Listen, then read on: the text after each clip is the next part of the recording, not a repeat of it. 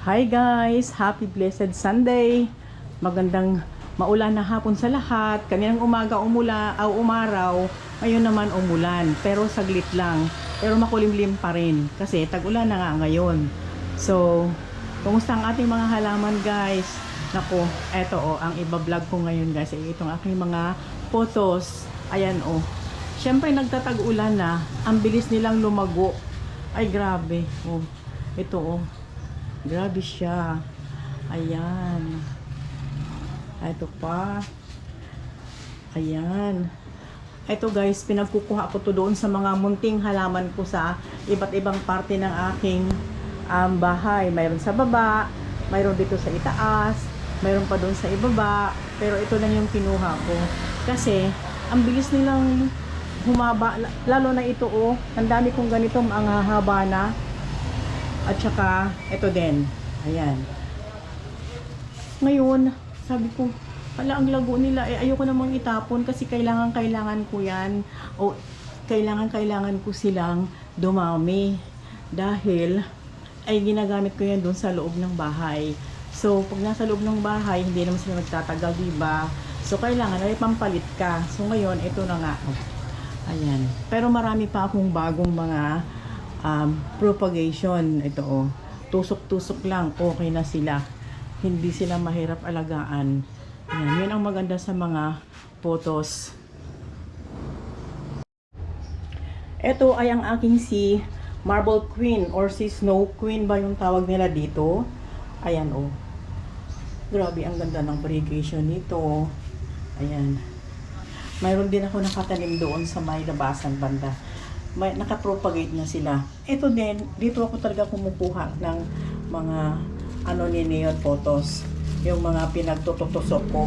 Kaya, ang lago ulit niya. Actually, hindi ito ng ulanan Nasa lilim lang siya, pero ang gianggi lang, nakalagay lang siya sa east part ng bahay ko. Kaya, mabilis siyang lumago. At, masyado nang crowded yung kanyang mga, yung sa loob. So, wala na siyang gaano makuha ang mga nutrients. Pero pag yung bagong tanim, ayan, tulad nito, ayan, bago na. Siningang photos, medyo malusog na. Ayan.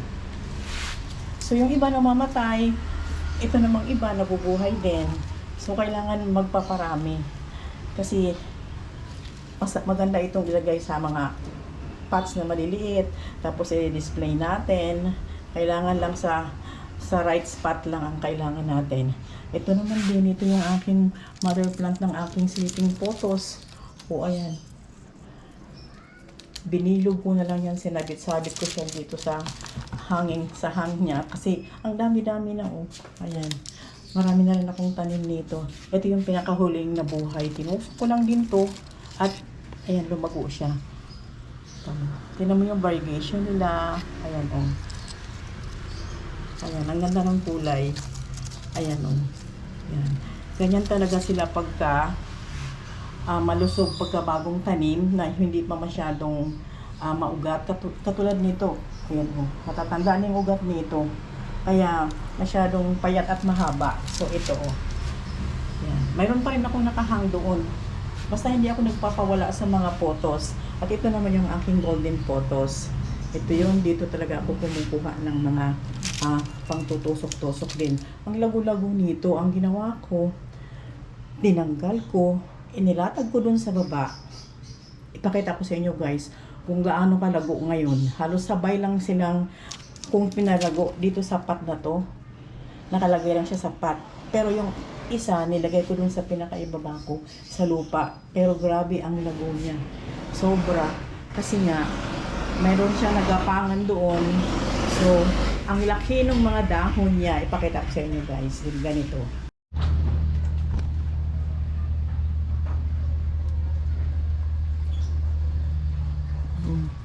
Ang ganda, diba?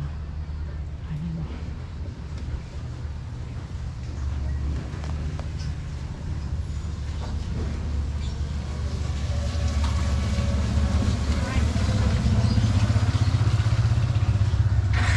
Yun. Dito galing yon. Ito lang yung pot niya, Dito galing. Yan. Pinaikot-ikot ko lang, binagliliitan na. Kaya, ang ginawa ko, pinutol ko. Pero, eto, ganito pa rin siya kalaki. Ayan o. Pero yung nilagay ko doon sa baba, grabe ang lago niya, ha. Oh, diba? Ito pa. Si Mandiola. Ayan. Yung aking Mandiola. Mayroon lang akong dalawang pot lang na nabuhay. Para siyang maselan na nabuhay. Kasi ito yung pinaka-original na paso. So, dalawa lang yung nabuhay kasi nga nung nagtag-init nga, grabe, sobrang init dito sa taas. So, parang pag hindi siya nadiligan ng uso, namamatay din. So, ito yung kanyang mother plant. Ayan. Si Mandiola. Ito mo, ganda rin ang dahon niya. Ito guys, Cebu Blue. Photos. Blue-green yung kanyang dahon. Napahaba. Ayan. Ang hilig-hilig niya talagang gumapang dito. Ayan. Ito pa.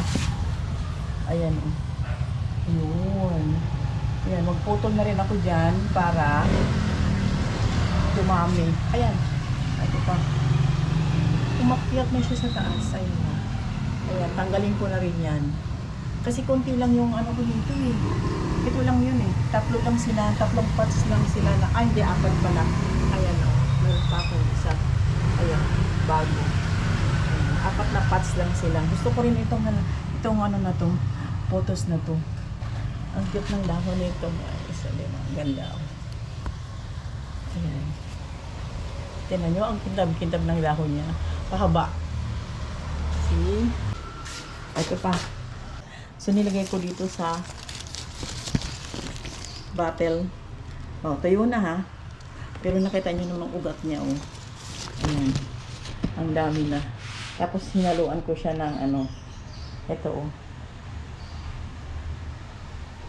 Sa Marble Queen, nilagay ko rin dito. Pinaghalo-halo ko lang sila kasi pagka i-propagate ko na sila, pag ililipat ko na sila sa soil, doon ko na lang sila paghiwa-hiwalayin. Basta pinagtutusok ko lang dito.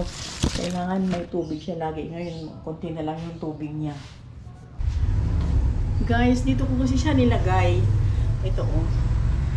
Nandito siya sa sala. Ito, yung aking, ano pangalan noon? Si Samyo. Wala, namatay siya. Hindi niya kaya dito. Ayaw niya dito. So, ito yung si Photos ko na si Sleeping Photos. Ayan, oh. Kasi mag-iisang buwan na siya dito. Pero okay pa naman. Ang haba na niya, oh. Yan.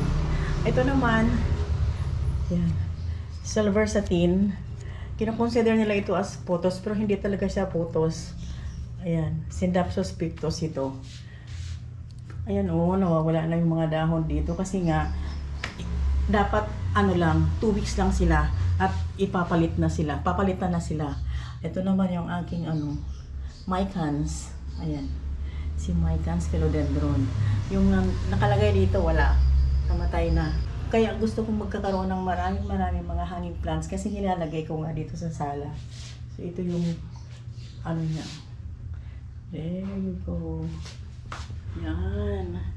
So, kailangan marami para maraming magpalit. Kasi every 2 weeks kailangan palitan mo siya para hindi siya tuluyang mamatay. Kasi ilang beses na akong namatayan dito. Ayan, no, kasi hindi sila makakahinga mabuti kasi nasa loob lang sila. Konting sunlight lang sa morning. At saka, syempre may mga electromagnetic to sa sala. May mga TV, may mga yung mga electric. Hindi yun maganda. So, hindi rin maganda sa mga halaman yun.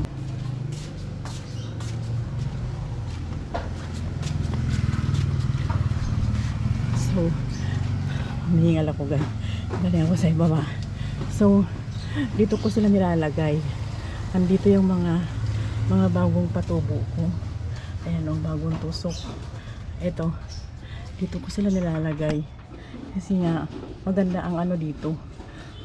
Maganda ang tubo dito dahil nakaharap sila sa morning sun. Ayan, so dito ko ilalagay yung mga bago kong itatanim. Tapos papalitan ko naman yung iba doon sa ibaba.